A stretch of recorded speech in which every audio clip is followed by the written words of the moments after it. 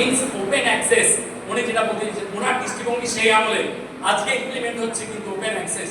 এবং ওপেন তাহলে তিনি কতটা দূরদৃষ্টি সম্পন্ন ব্যক্তি ছিলেন, তিনি আজ থেকে কয়েক বছর আগে উনি বলে গেছেন ওপেন অ্যাক্সেস, মুক্ত চিন্তাধারা রাখতে হবে, মুক্ত জ্ঞান ভান্ডার রাখতে হবে, এটাই কিন্তু ইমপ্লিমেন্ট হচ্ছে। এরা মনীষী ছিলেন, এরা দেখতে পারতেন দূরের জায়গাটাকে, ভাবতে পারতেন দূরের জায়গাটাকে। So this is the chatbot use করতে পারি আমরা। চ্যাটবুটের মধ্যে দিয়ে আমরা ইমপ্লিমেন্ট করে কিভাবে আমরা রিসোর্সগুলোকে ইউজ করবো সেগুলো কিন্তু আমাদের এখানে জানতে হবে। নেক্সট, আর্টিফিশিয়াল ইন্টেলিজেন্সকে আমরা কি করে ইউজ করতে পারি, যেমন RFID, radio frequency identification, RFID রাখতে পারি। এখন আরএফআইডি সম্পর্কে বলতে গেলে আমার টাইমটা হয়তো অনেকটা বেড়ে যাবে, যেটা আমি সংক্ষেপে ছেড়ে দিচ্ছি।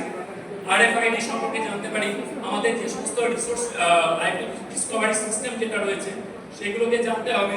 অনলাইন যে সমস্ত ডেটাবেসগুলো রয়েছে রিসার্চের জন্য সেইগুলোকে জানতে হবে। অনলাইন টুলসগুলোকে জানতে হবে, যেমন প্লাগইনস টুলস আমি একটা বললাম। So this is the digital transformation from the digital library, from the information society